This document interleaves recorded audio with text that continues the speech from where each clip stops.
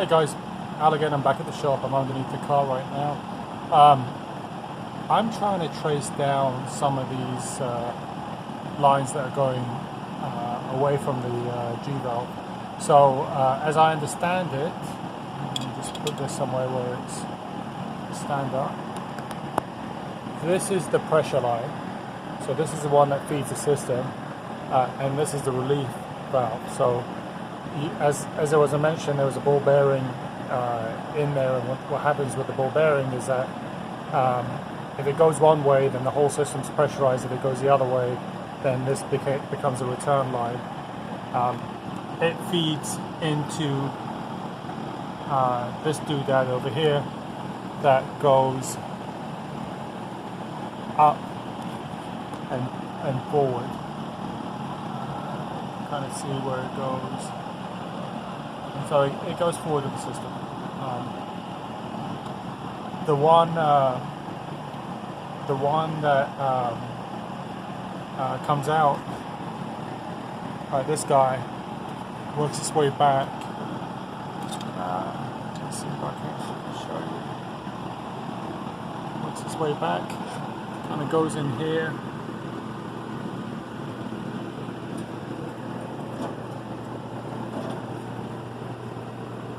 And goes into this block over here.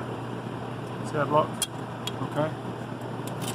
And if you can go back and see, there's another line, this new steel line over there, that really clean looking one, and it goes around and into this other block over here.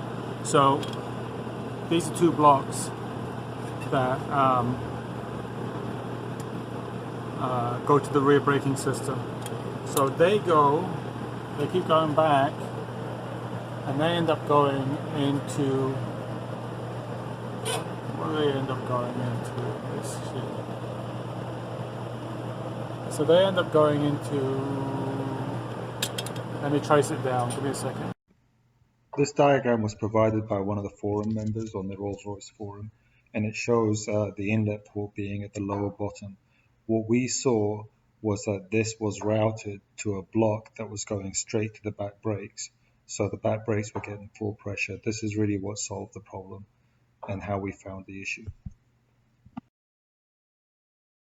Hey guys, quick update. So went back on this, trying to figure out what was going on. As I mentioned earlier on, we went and took this apart, everything seems to be fine. Took this apart, everything seems to be fine. So we started looking at tracing the lines. I had the kid that used to work for me. He came by and me and him kind of banged heads together. And what we figured out by looking at the some of the information that was given to me on the forums is that the inlet line, this guy, as we were tracing it, was going straight back to the calipers, and that's probably why it was basically going full force. You know, it was the line was just basically getting fed straight into the calipers. So what we did, and if you can see over here, all these lines are new. They were replaced by the previous owner. So all we end up doing is we swap this one with that one, and I think we figured the problem out. So right now, what I'm going to do is I'm going to pull the car down, put the wheels on it, and see if I can get it going. So give me a second. Let me see if I can get it down and with the tires put on and see if it will run. All right.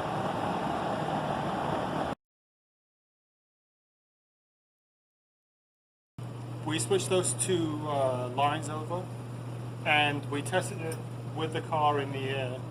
And this time around, when applying the brakes, the wheels would stop, and when releasing the brakes, the wheels would turn again. So I've moved a couple of the cars out. I'm going to try to drive it. We haven't bled the brakes, so there's no guarantee that everything's going to work great, but it should be. We're not going to go fast. It should be, enough for us to do a little bit of a test. So let's see how it goes.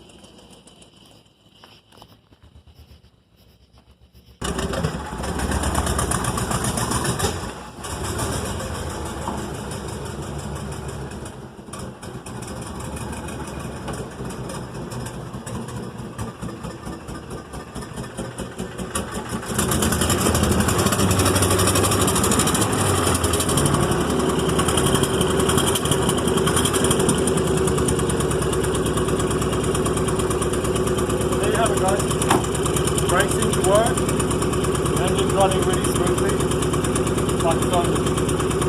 Very happy.